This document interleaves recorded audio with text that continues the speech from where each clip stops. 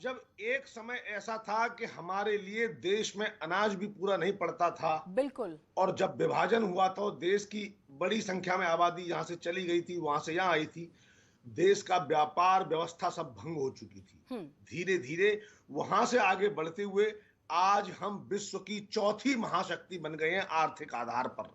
हम्म। आप समझिए, हमसे आगे सिर्फ वो देश हैं, अमेरिका है और जो है रशिया है, इस तरह के दो तीन चार बड़े देश, फ्रांस को भी पीछे छोड़कर हम आगे निकल गए हैं। तो वहां तक अगर हम देखते हैं तो पीछे देखते हो हमें बहुत पीछे लोग दिखाई देते हैं। हमें दिखाई देता पाकिस्तान, बांग्लादेश और ऐसे देश जाने कहां बिछड़ गए। हम अपनी ताकत से, अपनी जिजीविषा से आगे बढ़ते गए। फिर न केवल खाद्य का मामला हो, न केवल अर्थव्यवस्था का मामला हो, या सैन्य का मामला हो, सैन्य क्षमता के मामले में तो हम लाजवाब हैं।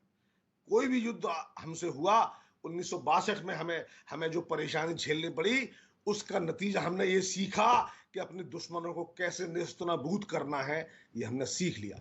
अपनी युद्ध स्तर क्षमता में हमने कितना बढ़ावा किया है, ये हमारे जो है साथी प्रवक्ता बताएंगे।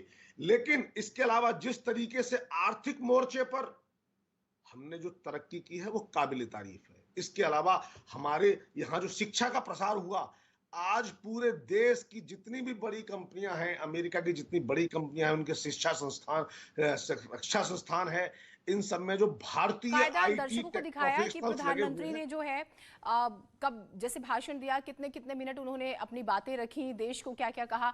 आज जो वो कहने वाले हैं उस पर भी नजर है सबकी। कुछ आप सोच पा रहे हैं कि प्रधानमंत्री क्या ऐसी बातें कह सकते हैं, क्योंकि संदेश सिर्फ भारत को नहीं पूरी दुनिया को जाता है जब प्रधानमंत्री लाल किले की प्राचीर से कुछ कहते हैं। देखिए, प्रधानमंत्री जी सबसे पहले कोविड के बाद की स्थिति पर चर्चा करेंगे कि कैसे कोविड को सफलतापूर्वक रोका गया।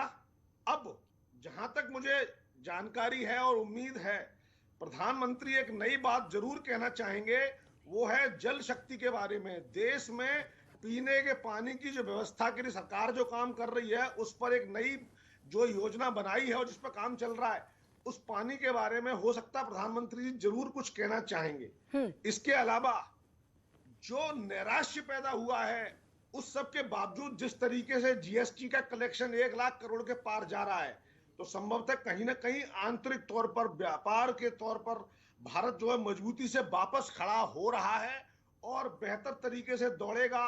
इस बात को देखते हुए इस जीएसटी पर, कलेक्शन पर, रेवेन्यू पर, और कैसे देश का विकास इस स्थिति से आगे बढ़कर होगा, इस पर चर्चा अवश्य होनी चाहिए।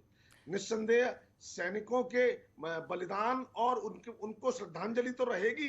क्रांतिकारियों, स्वतंत्रता सेनानियों को श्रद्धांजलि देते हुए वह संभवतः यह भी कह सकते हैं कि हमारे देश की युवा पीढ़ी को आजादी के लिए और क्या करना होगा, मैं आपके पास कैसे आती हूँ नए रक्षा मंत्री।